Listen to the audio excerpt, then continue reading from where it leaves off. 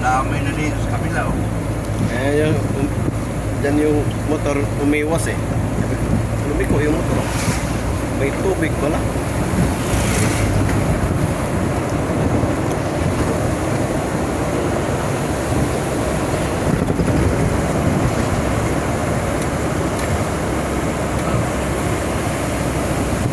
Yung lupa na yun, ah. Malambot yun. Kulang sa tampin yun.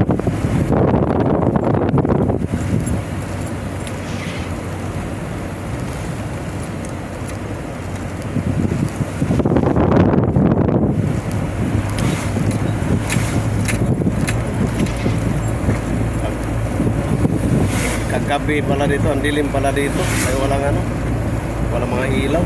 Doon nila mayroon na. Mayroon, gagawa na naman nila dito ng ano. Practice sila, oh. Oo. Nireprapan muna nila bago nila tatungan, no? Reprap muna sa ilalim hanggang taas para mataas yung reprap. Kasi ibabaw lang ang reprap. Ang pinatungan ng reprap lupa. Pag gumuho yung lupa, sama yung reprap. Kaya sinimula nila doon sa pinakababa.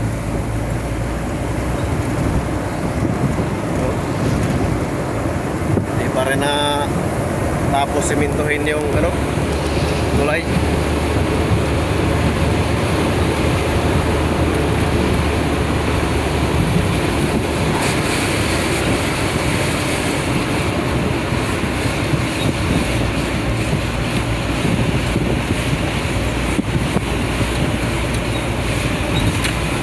Dami siguro isda dyan.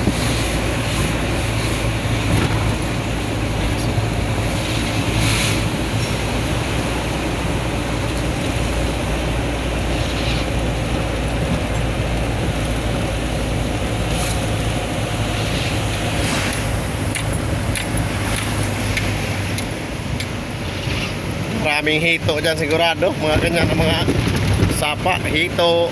Alam mo yung parang alimangong nasa ilalim ng mga bato? Mga alimasag, marami dyan. Pati yung parang hipo na may mga sipit.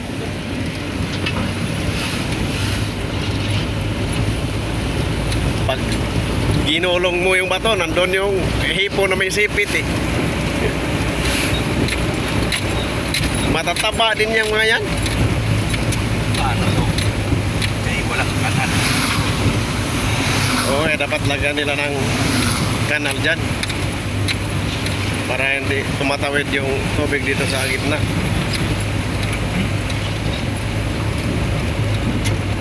Pag inuli yan, inuli din ako. Alas 10 na? Yan sinasabi ko. Ano yun? Basta makapal yung... May bahay na? Magkabahay talaga. May bahay na kagad doon? Oo. Dito may mga poste na oh. Liwanag na to dito. Ang unang ginagawa ko yan. Unang ginagawa, barong-barong na muna. Anong barong? Pagkasakali, pagsinita, Pag hindi ka pinapansin, hindi masakit. pag hindi ka Ilang pinapansin, taon nang hindi pinapansin, medyo dandaan na. Medyo na. ganyan lang muna oh. Ay, ganyan. Yun, oh. Ganyan.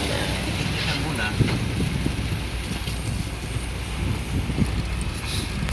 Kapag nagsimula na magsiminto yan, kinakabahan na yung may-ari. Siniminto na. Ano ka pera? Saan mo ko, Sa lipat. saan mo ko ilalagay? Ikaw na tuloy tatanungin ko saan siya ilalagay. Problema na. Yung nagsisita kay nangungupahan lang din, wala nga ding tinitirahan. Problema ka rin. Ako nga, hindi ko alam saan ako titira. Ikaw pa kayo, problemahin ko.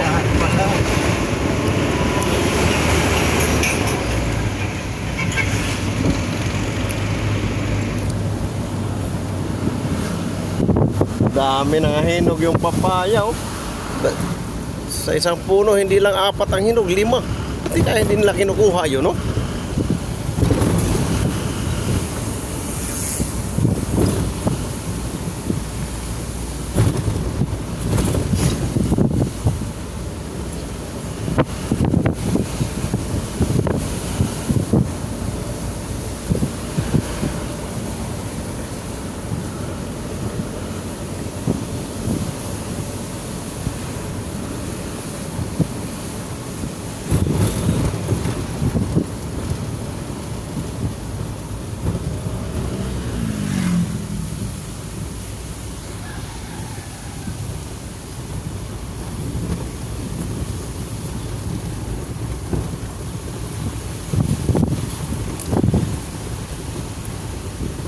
Saan yung ano ba yung 'di ba nagdala kayo diyan yung kasama si boss kay siya magagawa. Saan gagawin yun? Yung dinala niyo mga para mga furniture sa Jasroli, 'di ba? Pumunta si nag-deliver kayo diyan kasama si boss. Doon tayo dumaan sa kabila. Doon sa may City Hall, di ba? Doon sa may truck ban. Doon sa may kabila. Oo. Di ba? Kakanan tayo yung diretsong kalsada punta dito sa Ragpol. Oo, yung may parang eskwelahan na malaki. May parang eskwelahan doon eh. Yung nililikuan natin. Sa one way. Yung pinapasukan tayo one way. Oo. Tapos kakanan tayo. Yung diretsong kalsada punta dito kay Ragpol. Doon lang. Palusong ng tulay. Yung tulay doon. Oo. May ilog doon eh. Oo. Doon lang yung bahay ni Diba Ragpol. doon sa unahan merong sumisipat na kalsada na padiretso. Oo. Yung dinaanan natin nung unang deliver natin. Yung nakadaan tayo ng palusong na maliit na kalsada. Oo. Tapos yung nilalabasan doon, kalsada na malaki. Doon sa baba eh. Yung kanto na yun, yung sinasabi ko sa yung may pasipat na ganyan. Oo. Yung kanto nung dinaanan natin nung tayo nila Noy. Yung kanto na yun, yung gilid na yung building niya doon nila. Hindi pa tapos. Tapos na. Tapos na. Kunti na lang ang ginagawa. Mga ilang palapag. Dito yata yun. Mataas. Kaya wala mang matataas na building masyado dyan.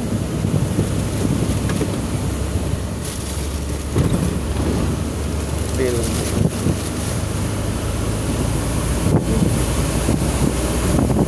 Ano yun? Ginawa pa ni boss yun bago kayo bumalik? Yung Chinese na. Ah, Yung kasama nila Jonathan gumawa doon sa San Lorenzo. San Lorenzo. Yung pinag-deliver natin mga salamin.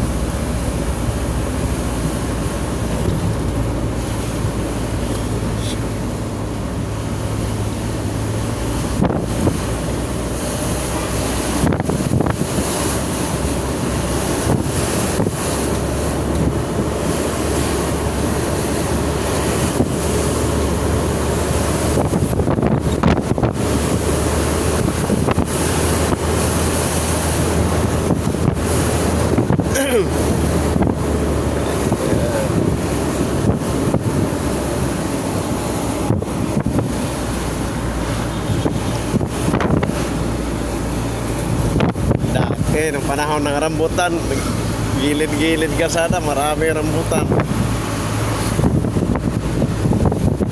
Malakas mamunga ang rambutan eh. Kahit maliit lang ang puno, marami kang maharbis.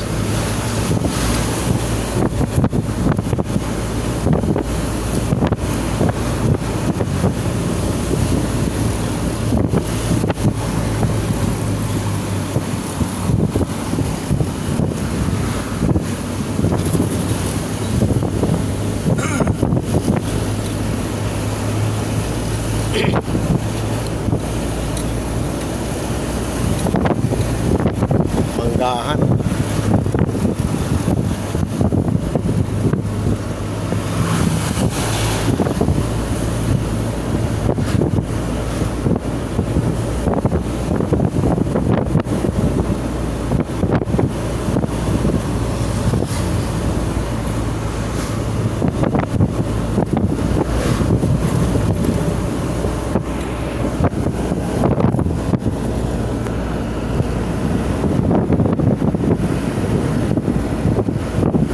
Manggahan, Palayan.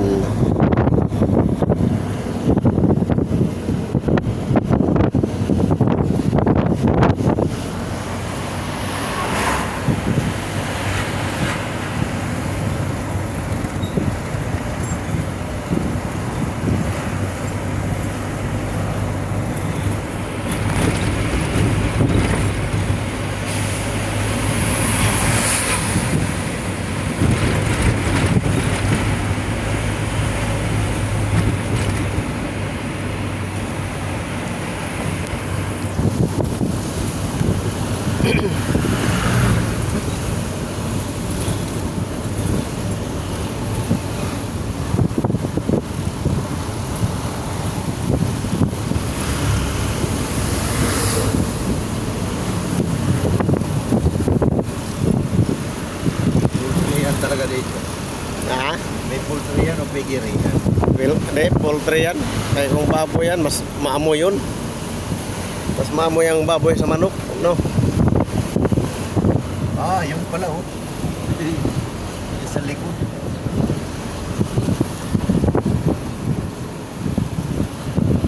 Kadalasan mga manok at saka ang bubong doon sa amin, nipa eh. Ibububong para hindi mainit. Hindi mo lang nagreklamo dito.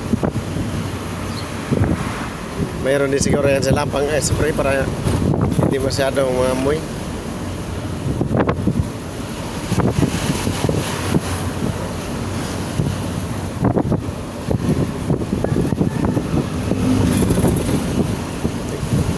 Katulad doon sa na Jessica so dati na pati doon sa kainan nila doon sa loob ng bahay ang daming langaw.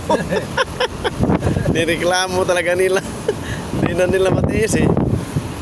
Pero mo, ang daming langaw kahit napansin mo talaga kahit dito sa kalsada, ang dami. Lalo na siguro doon sa mismong manukan. Ay, bahay na pinapatayo pang bago. Hmm.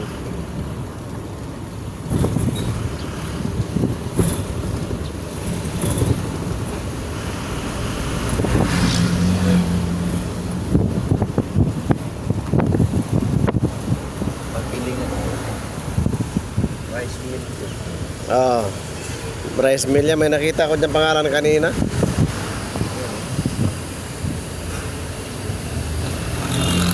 Dami.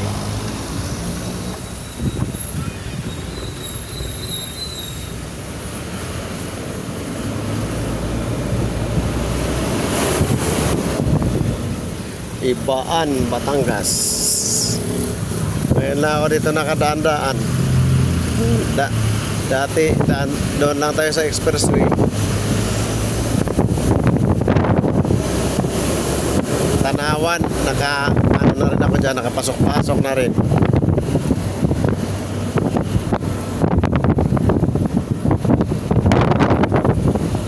Baliti, Malbar, Lipa. May San Jose pa, di ba? May nadaanan pa natin San Jose doon. Punta sa Bubayon. Parang hindi ko pa na, Baan sa Lucy. hindi pa ako nakadaan ng, hindi pa tayo nakakada ng San Jose. Nakapasok eh.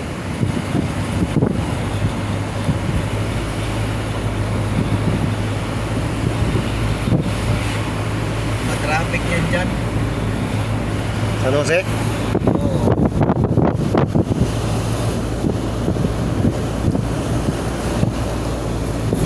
Lucky G Store.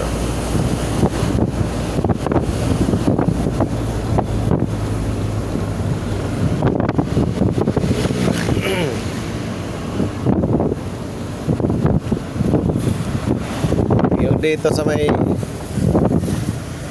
service road, yung yun ang hindi pa natin nadaanan papunta doon sa ano yun, yung service road kabaan dito sa may Malbar papuntang Tanawan, papuntang Lipa. Parang di pa tayo nakadaan dyan kasi nung punta tayo ng Lipa, nung tayo dumadaan sa San Agustin eh. Yung galing tayo doon sa JPI. Wala tayong magawa. Bye-bye natin yan. Tapos kung minsan dito mag-expressway naman tayo, eh hindi natin nabaybay yung ano. Sa bypass ng ano kasi nakadaan na tayo yung malibot ng Taal. Nadaan na natin yan, naikot na natin yan.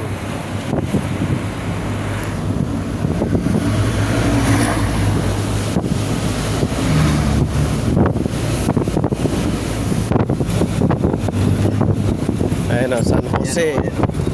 Yan o. Oo. Rosario, San Juan, Chaong. Oo nga no. Ayun o. Chaong, tag-diretso ko na ng Chaong yan. Yan o, San Jose, Rapper. Doon sa ano, sa Pitix, may mga bus doon San Juan. Hindi dito siguro yan, San Juan. Oo.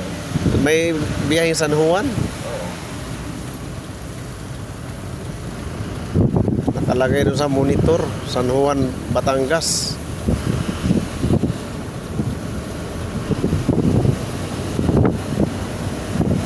Ano yung isa doon? Chaong Rosario, San Juan.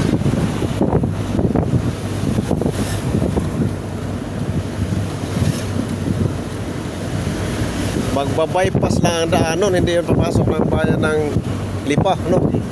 Dire-diretso lang. Malayo pa yan sa bayan.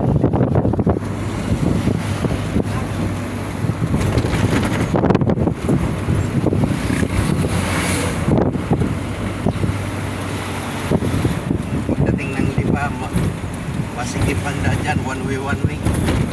Mm. Yung kalsada na yan, yung papunta sa Rosario.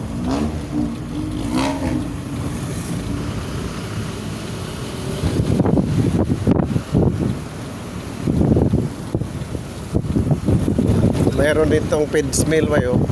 Feeds mill. Feed mills. Balin na, iba. Takit.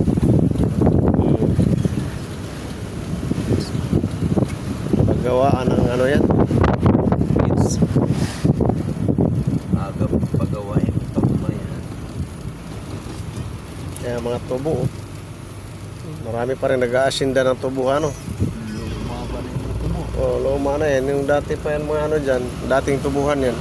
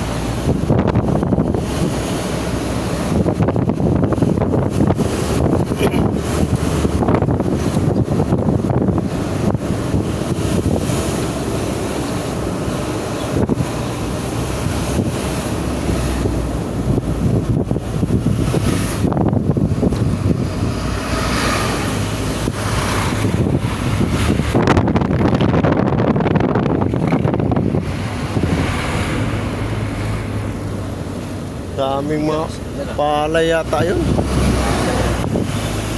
Gilingan siguro yan dyan. Mga palay. Ang laki kayang mura ng palay ba? 13 lang ang kilo.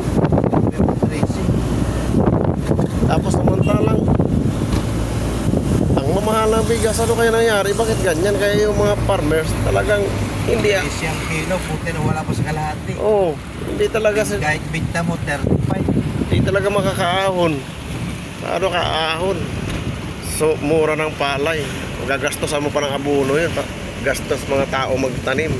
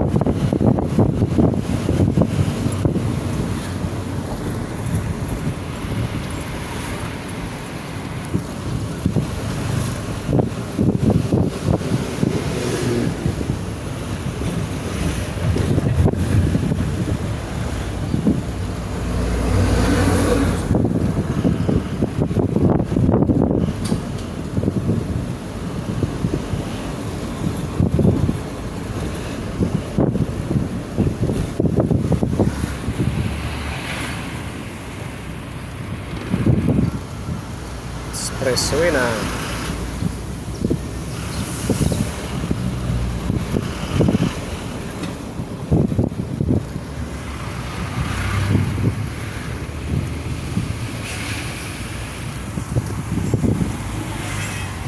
Ay, ano, tabigayan ah. Ano yan? May bigayan yata. Mga ano yata yun? Mga ayuda.